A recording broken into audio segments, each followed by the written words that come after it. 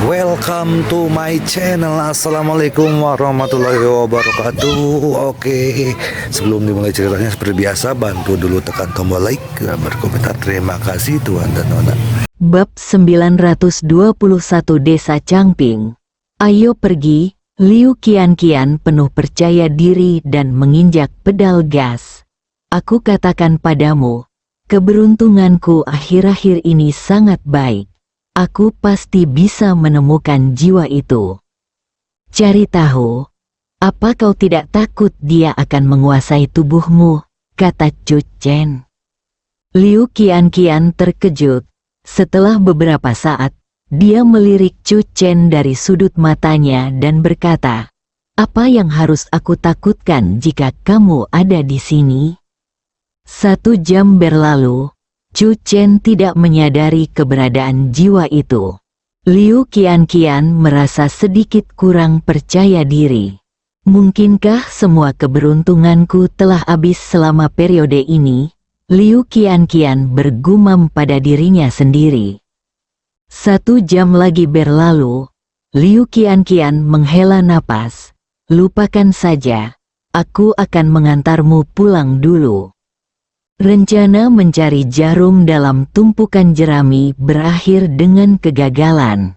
Mobil itu melaju di jalan raya dan langsung menuju Canceng.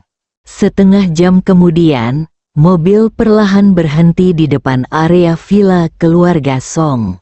Ngomong-ngomong, kamu sangat beruntung. Hati-hati saat pulang, atau kamu mungkin bertemu dengan jiwa itu. Chu Chen mengingatkan.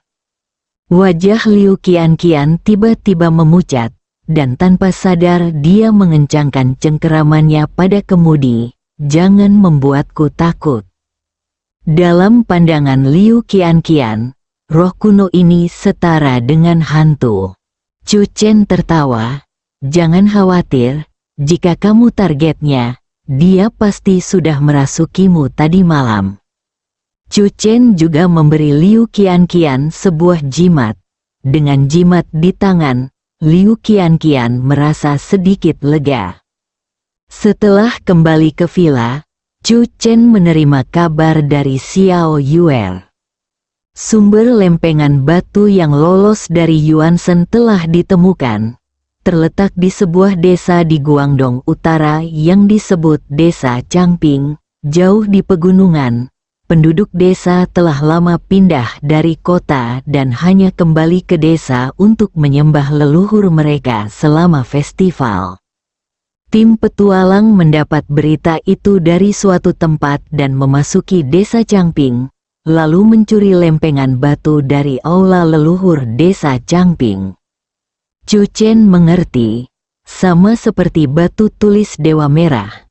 Karena keberadaan legenda Dewa Merah, batu ini dijaga oleh penduduk desa Hongmiao.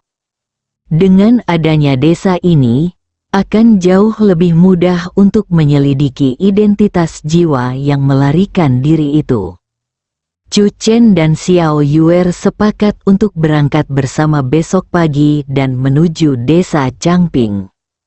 Barangkali, jika jiwa yang melarikan diri gagal menemukan tubuh yang cocok untuk dimiliki, hal pertama yang terpikir olehnya adalah pulang. Pada malam hari di tepi Danau Song, Song Yan telah selesai bekerja dan berjalan bersama Chu Chen di jalan setapak yang berliku. Keduanya berpegangan tangan erat, dan Song Yan tampak sedikit gugup dan gelisah. Chu Chen menatapnya dengan ragu. "Istriku, bagaimana kabarmu malam ini?"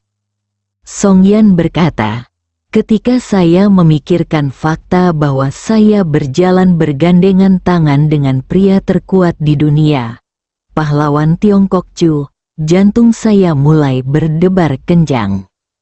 Chu Chen. Song Yan tersenyum. Chu Chen tertegun sejenak.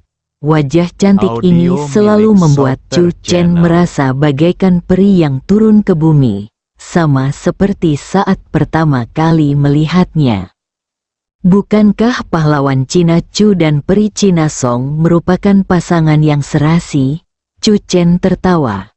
Yang tidak disangkanya adalah bahwa dalam waktu dekat, Song Yan benar-benar akan mendapat gelar Peri Tiongkok Song di dunia kesatria.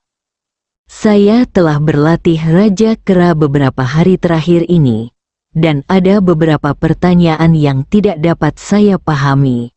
Song Yan mulai bertanya kepada Chu Chen tentang pertanyaan-pertanyaan seputar kultivasi.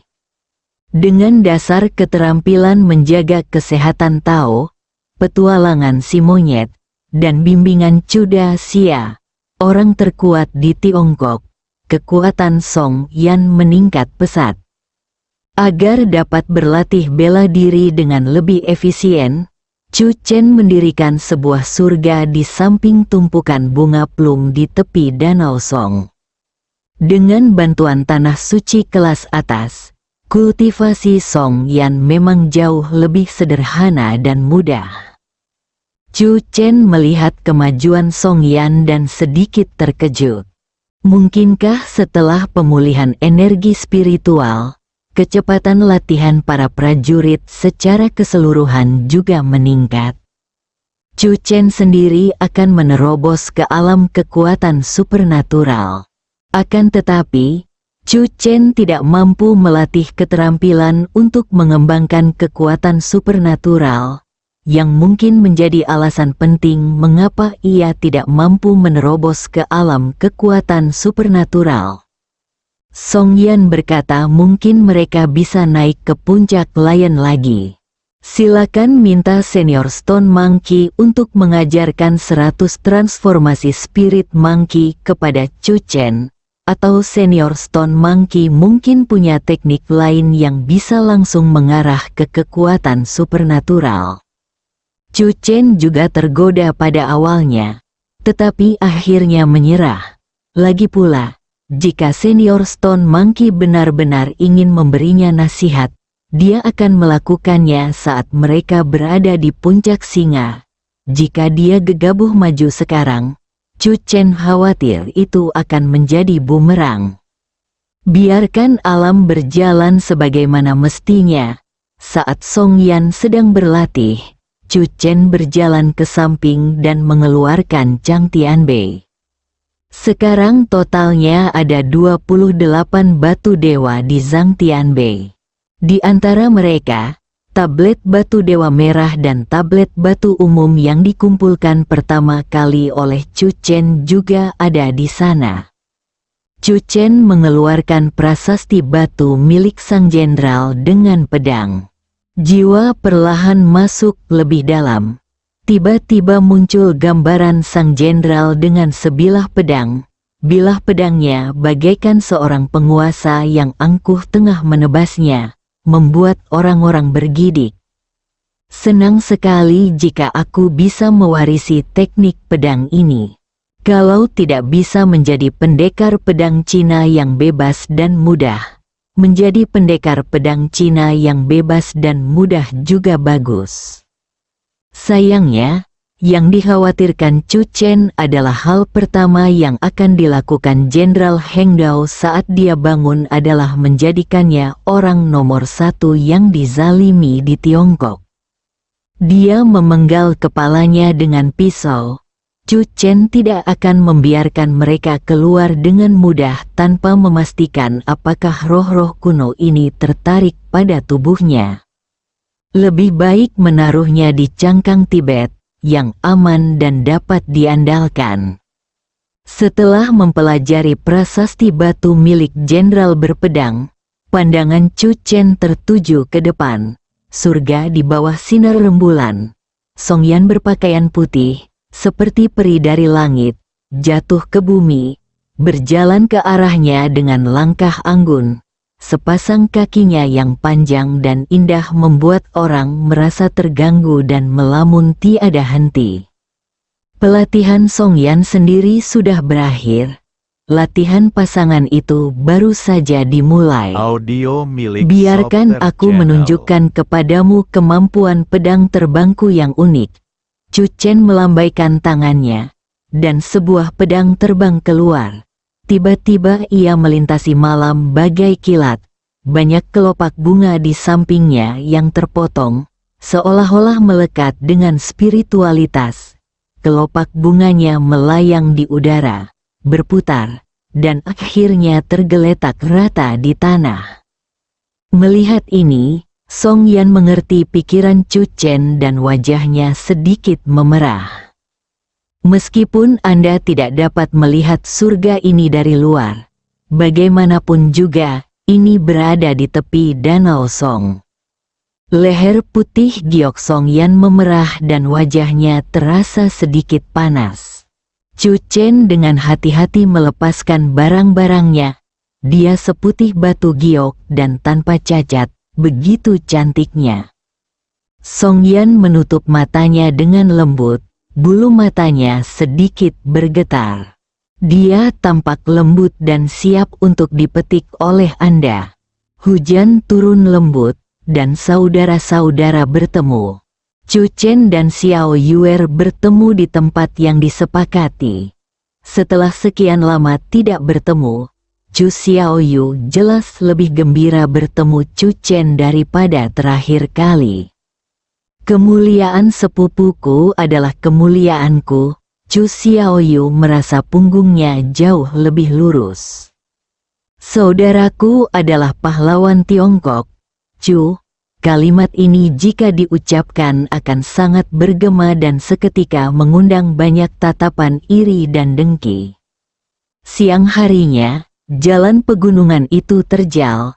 Saudara Chu Chen semakin dekat dengan desa Changping.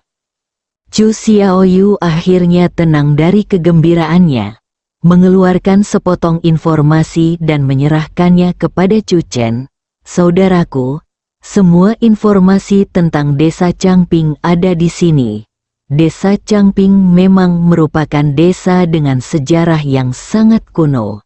Desa ini dapat ditelusuri kembali hingga 800 tahun yang lalu. Para leluhur desa datang ke sini untuk menghindari perang. Namun, lempengan batu ini memiliki sejarah setidaknya 2000 tahun. Dari sini, hubungan antara Siban dan desa Changping tampaknya tidak begitu baik. Chu Chen memperhatikan jalan di luar. Hujan turun di paruh kedua malam dan jalan pegunungan agak berlumpur. Tidak ada jejak roda yang lewat. Sepertinya, kecuali hari itu adalah hari istimewa, hanya sedikit orang yang akan kembali ke desa Changping. Chu Chen merasa perjalanan ke desa Changping ini mungkin tidak menghasilkan banyak hasil. Waktu terus berubah. Tujuan yang diperjuangkan penduduk desa dari generasi ke generasi adalah meninggalkan desa Changping, meninggalkan pedesaan, dan pergi ke kota. Begitu mereka sampai di kota yang ramai, mereka tentu tidak ingin kembali ke desa pegunungan kecil ini yang terkadang tidak ada sinyal. Chu Xiaoyu menunjuk ke depan. Aku sudah melihat petanya. Kalau ingatanku benar, jaraknya sekitar 3 kilometer menurun dari sini ke desa Changping. Chu Chen mengangguk. Dia hanya ingin tahu apakah jiwa yang melarikan diri dari klinik keluarga Liu akan kembali ke desa Changping. Bab 922 gadis berusia 19 tahun daun-daun yang gugur kembali ke akarnya. Ini adalah kebiasaan yang sangat penting dalam tradisi Tiongkok kuno. Chu Chen bertanya pada dirinya sendiri, jika ini adalah hal pertama yang akan dia lakukan saat terbangun setelah tidur selama 2000 tahun, dia juga ingin mencari kampung halamannya dan melihatnya. Tidak peduli berapa lama waktu berlalu, akarnya harus tetap ada. Keduanya memasuki desa Changping. Desa itu penuh dengan reruntuhan, dan rumah-rumahnya tidak memiliki atmosfer kehidupan sehari-hari, tampak bobrok, bahkan banyak yang setengah runtuh. Ada rumput liar yang tumbuh di kedua sisi rumah. Ini adalah desa Changping. Chu Xiaoyu melompat ke atap, melihat ke kejauhan, dan mengamati seluruh desa. benar-benar tidak ada seorang pun yang tersisa. Desa itu dikelilingi pegunungan dan terlalu terpencil. Chu Xiaoyu dengan cepat mengunci lokasi aula leluhur desa Changping di atap. Dia bukan monyet, jadi wajar saja dia tidak akan berlarian di atas atap. Dia melompat turun dan memimpin Chu Chen maju. Setelah melewati beberapa belokan, jalan di depan segera menjadi jauh lebih rapi, dan rumput di kedua sisi jalan jelas sering dibersihkan. Di ujung jalan, setelah menaiki lebih dari 20 anak tangga batu, mereka tiba di lokasi balai leluhur desa Changping. Dibandingkan dengan rumah-rumah tua dan bobrok lainnya di desa Changping, balai leluhur jelas telah direnovasi. Atapnya datar, tetapi setiap detailnya didekorasi dengan sangat halus. Ketika Anda memasuki aula leluhur, Anda dapat melihat tablet yang bertuliskan nama-nama leluhur desa Changping. Makin tinggi generasinya, makin tinggi pula kedudukan tablet roh. Nama di atas adalah Sue Dongming. Ia memiliki sejarah sekitar 800 tahun. Setelah menyalakan sebatang dupa, Chu Xiaoyu mengamati aula leluhur dan akhirnya pandangannya tertuju pada suatu posisi. Ini seharusnya menjadi tempat di mana lempengan batu itu awalnya diabadikan. Lempengan batu itu telah dicuri, meninggalkan ruang kosong di sini. Chu Xiaoyu memberi isyarat kasar dan memang ukurannya sebesar batu pembawa dewa. Sejak memasuki desa Changping, Chu Chen telah memperhatikan situasi di sekitarnya. Tidak ditemukan jejak kemunculan jiwa, atau mungkin terlalu banyak waktu telah berlalu dan jiwa tidak dapat lagi menemukan desa Changping. Semua orang di desa Changping bermarga Sue, kata Chu Chen. Nama tertua yang dapat ditelusuri adalah Sue Dongming. Namun, saya baru saja membaca informasinya dan menemukan bahwa desa ini bermigrasi ke sini selama perang. Saya ingin tahu apa identitas mereka sebelum datang ke desa Changping. Chu Chen menggelengkan kepalanya tanpa daya. Terlalu sulit untuk melacaknya. Audio milik Tiba-tiba, Software Channel. Chu Chen mengangkat kepalanya dan melihat keluar. Ada mobil yang memasuki desa. Chu Xiaoyu sedikit terkejut. Keduanya berjalan keluar dari aula leluhur. Tak lama kemudian, suara langkah kaki yang tergesa-gesa dan berantakan terdengar. Cepat, cepat, jangan biarkan mereka lolos. Kita harus menangkap mereka kali ini. Belasan pemuda, sambil memegang tongkat panjang di tangan mereka, menyerbu dengan agresif.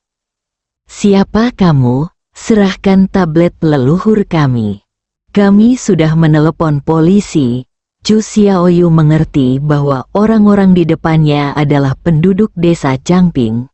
Setelah lempengan batu itu dicuri, mereka pasti sedang menjaga persimpangan jalan tertentu. Ketika mereka melihat mobilnya memasuki desa Changping, mereka segera mengorganisasi orang untuk mengejarnya. Mengapa harus menelepon polisi? Chu Xiaoyu melangkah maju. Saya polisi. Semua orang tercengang. Chu Xiaoyu tiba-tiba menunjuk ke arah Chu Chen. Apakah kamu tidak kenal orang ini? Penduduk desa mendekat dan melihat. Tiba-tiba, tongkat kayu di tangan seseorang terjatuh ke tanah dan mengenai kakinya tanpa dia sadari. Matanya dipenuhi kegembiraan. Itu pahlawan Chu. Itu pahlawan Chu. Apakah aku sedang bermimpi? Pahlawan Chu benar-benar datang ke desa Changping kita. Tuan Chu, Anda harus menyelamatkan desa Changping kami. Penduduk desa berteriak. Suasana menjadi kacau untuk beberapa saat. Chu Chen juga cepat memahami keseluruhan cerita.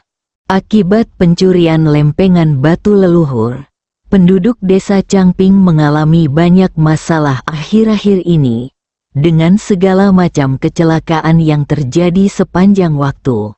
Misalnya, nilai ujian anak saya tidak sebaik anak-anak lain, seorang anak muda gagal wawancara, seorang penduduk desa jatuh saat mengendarai mobil listrik, dan kaos kaki istri kepala desa hilang.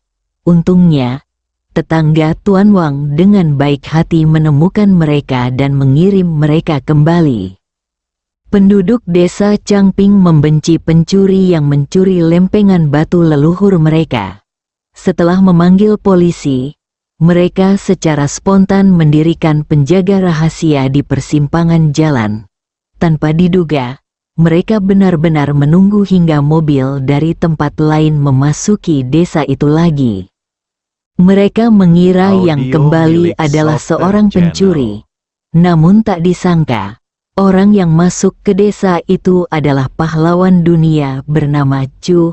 Ia pun menceritakan kedatangannya ke desa Cangping untuk menyelidiki kasus pencurian lempengan batu di desa Cangping.